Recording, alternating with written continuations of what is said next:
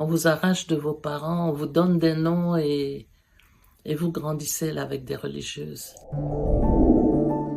Je m'appelle Marie-Thérèse, j'ai 72 ans et j'ai eu 5 enfants, un garçon et 4 filles. Mon père, Davier Joseph, est né en 1910. Il est né à Boma d'un père autrichien, belge, qui s'appelait Kaiser Gruber Werner. Il a eu 2 enfants avec une femme qui était à moitié congolaise, du Bas-Congo à moitié angolaise. Mon père et son grand frère, ils sont nés au Congo, donc Congo belge, au Bas-Congo.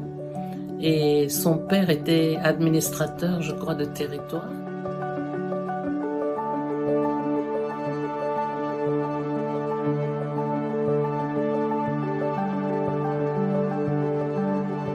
Un Européen, s'il tombe amoureux du noir, on l'interdisait. Et quand il voulait continuer, on le renvoyait en Europe, quoi. Ils n'aimaient pas qu'il y ait des couples mixtes comme ça. Et quand un enfant naissait mulâtre, on le retirait de ses parents et on les mettait dans des colonies, dans des couvents. Mulâtre, c'est un enfant né d'un blanc et un noir. C'était pour dire que c'était pas possible.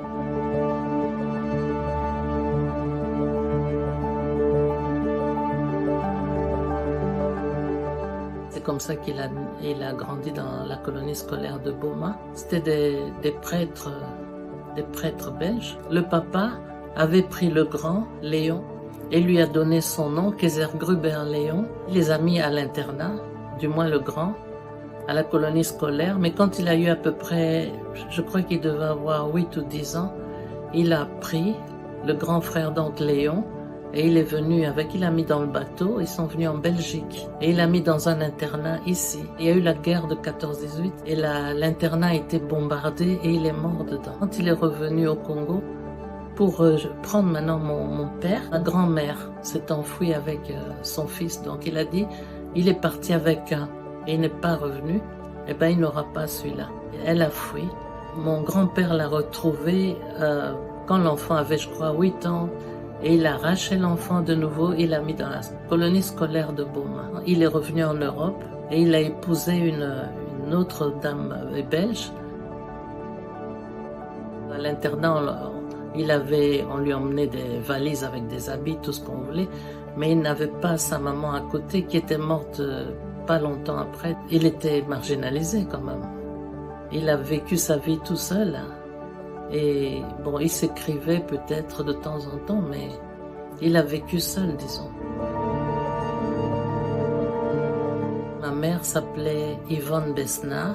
Elle est née à Toko, Congo-Brazza. Elle est née en 1912. Son père, c'était un Français, Besnard Maurice, et qui travaille dans une huilerie à Tréchaud. C'est tout ce que je sais. Parce que lui, il n'a vraiment pas reconnu, s'est pas occupé de maman, rien du tout.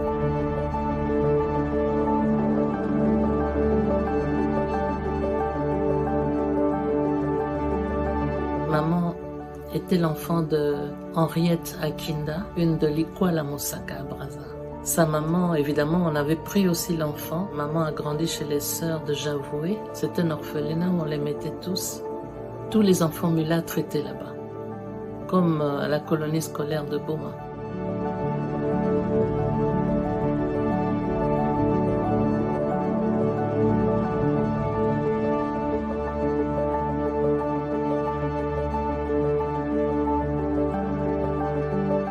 Ils ont grandi comme des vrais orphelins.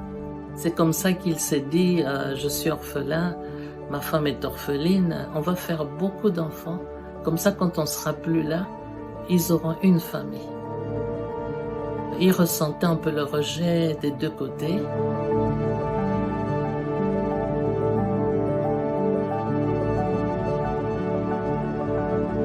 On retrouve dans plusieurs pays ailleurs où il y a la même histoire. On vous arrache de vos parents, on vous donne des noms et vous grandissez là avec des religieuses. Beaucoup ont essayé de retrouver leurs origines. Il y a d'autres qui sont arrivés, d'autres jusqu'à maintenant n'ont jamais su.